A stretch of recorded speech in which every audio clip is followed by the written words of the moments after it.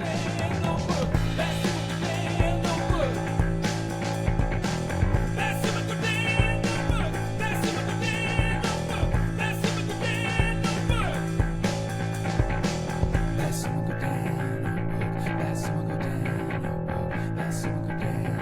everybody, welcome to the Basu and Godin Notebook on this Monday, June 16th.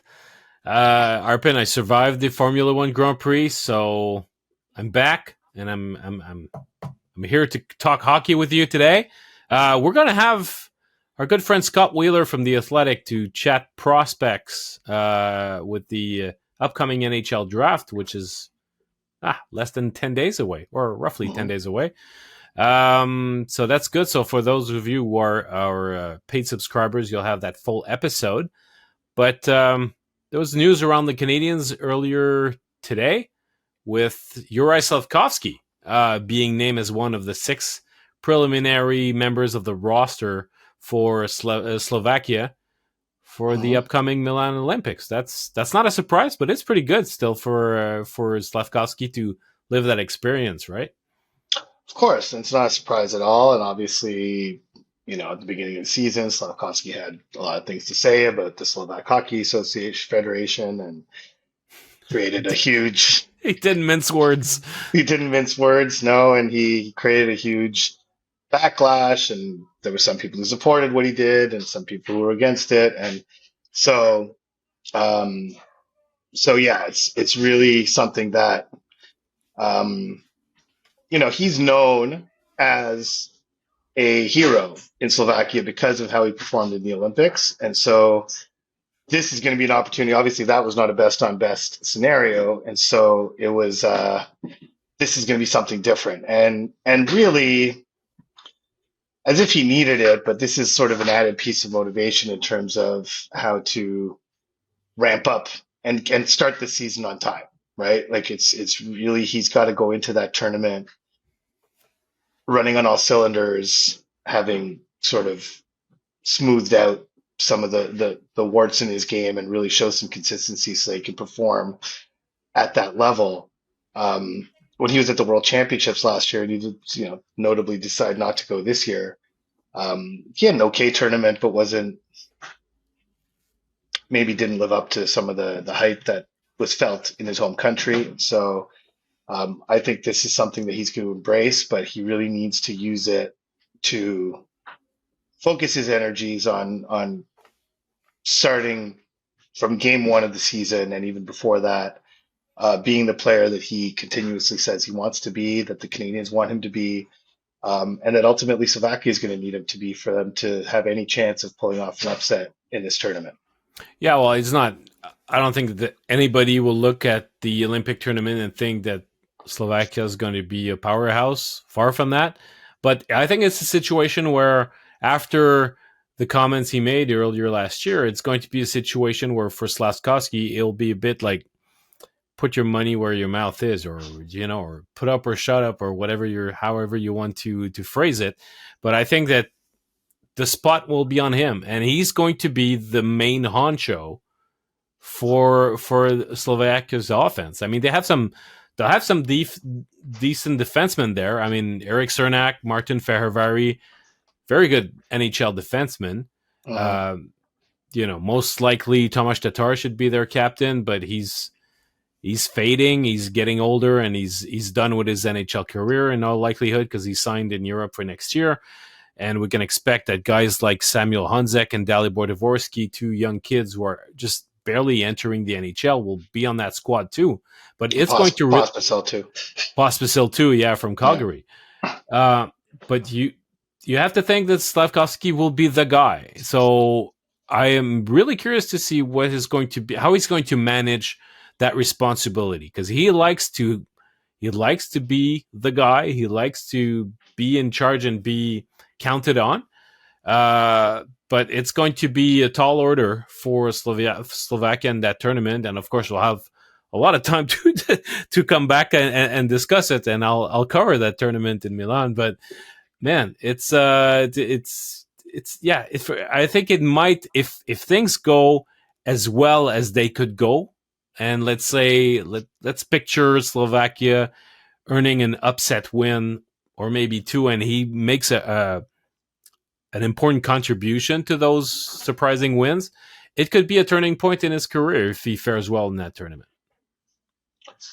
Yeah, and I think Slavkovsky in general, we talk about some of the wild cards entering the season, and we talk about, can Laine, with a full off season to prepare and having gone through everything he went through a year ago, um, can he be more of a difference maker? Can Doc recover from this second serious injury and have sort of a renewed focus and ability to impact the fortunes of the Canadiens? Well, I think Slafkovsky's in that category in the sense that he's not played poorly over the last couple of years, far from it, but has gone well, has had a first half of the season in each of the last 2 years that left something to be desired. And obviously 2 years ago there was a lot of talk of him being sent to the AHL, the degree to which he was struggling.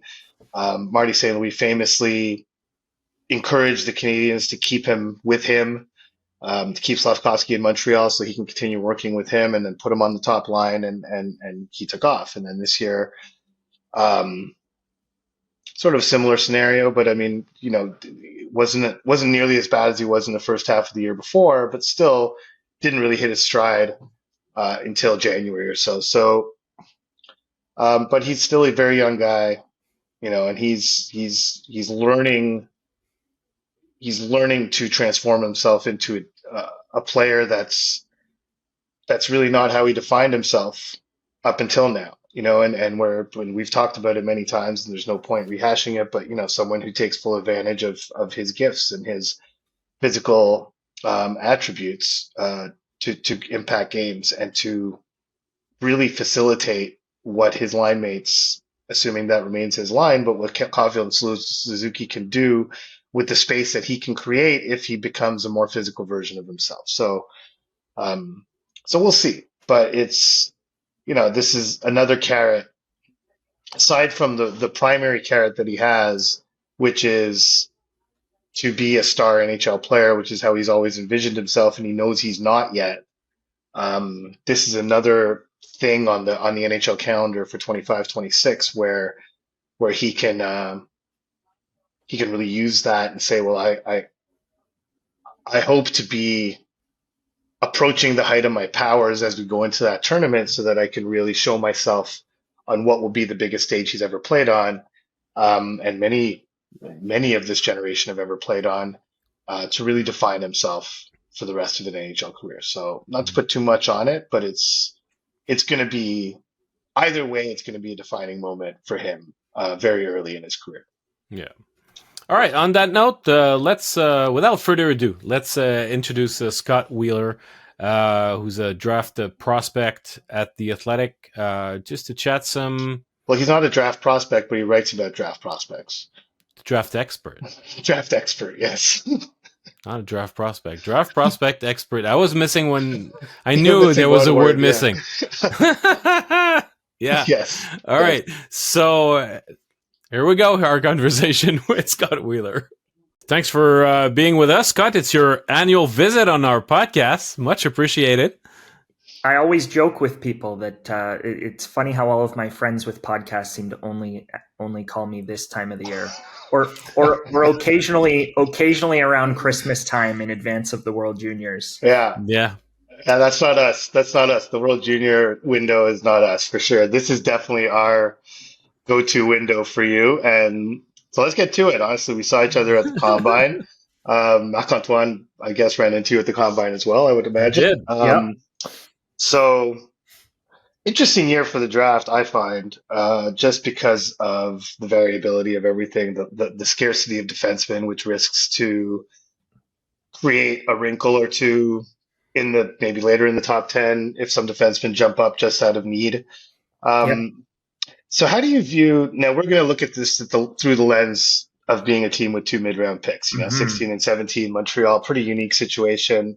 I think allows them to do a lot of interesting things. Just at first blush, though, when you look at the Canadiens' position at 16 and 17, assuming they stay there, what do you see as the biggest opportunity for them in light of how the draft is kind of shaping out? Well, first, I would say that unfortunately, I don't think it's as unique a position as it would typically be in Yeah. most other draft classes because of the number of teams that have a concentration of picks in this year's draft. You've got the Flyers, you've got the Predators, you've got the Canadiens. You go down the list, there are 5 or 6 Columbus. teams.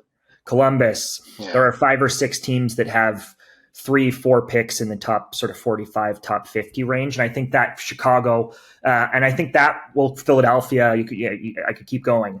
I think that creates. I think Philly has 7 in the top 50, if I'm not Yes, mistaken. and I think that creates a number of teams that are at risk doing the silly thing, which is getting weird and quirky and off the board with their picks. But it also risks having too many teams that want to package and move up, or too few teams that aren't too few teams high in the draft to move back with. So it's a tricky position. I think as a result that the most likely, if they're not going to be dealing those picks, if those teams aren't going to be dealing those picks for actual roster players, I don't know whether there's actually as much room in this draft to move up, not only because of the concentration of other teams that have multiple picks, but because, as you mentioned off the top, it's not really a super exciting draft in the top 10. We're not talking about these kids the way we were a year ago or 2 years ago in 2023 and 2024. I mean, we saw Sam Dickinson go 11th overall and Zeev Buium go 12th overall last year. There aren't any players anywhere close to that caliber that are going to go 11th, 12th, 13th overall that could be move up options that a team like the Montreal Canadiens with 16 and 17 decide to package and go after. As far as what's going to be available if they sit tight, I do think that part of it is very interesting, specifically for Montreal, because there seems, I've got a top 20, sort of a top 20 tier on my list, but there seems to be a tier closer to about 18 players that has emerged amongst as the consensus group within the scouting community ahead of this draft. And as a result, I think they're likely to get two players from that group, first of all, but they're also likely to get not your typical positions there because of what you mentioned off the top. This isn't a D heavy draft. So if they take a defenseman there, it'll be because they really like that defenseman. And B, there isn't really that there's a lot of high end centers in this draft, but there isn't really that second tier of center in this draft. And so as a result, I think you're potentially looking at wingers. Obviously, Montreal, we've heard talk again and again and again about the need for a second center behind Suzuki and for that player to emerge. And is it Michael Hage? And well, probably not. Michael Hage is probably a winger in the NHL. And I'm sure you guys have had that conversation incessantly on this show. But it feels like that player might, again, just not be there when it's their turn. I like Braden Coots. I like Cole Reshny. I like sort of those second tier centers that could linger and be around in that range, but they aren't surefire guys. They aren't that lock. And as a result, I think quite likely that the best players available to them will be one of the cluster of very good wingers that tend to linger every year at the draft as the centers and the defensemen go early.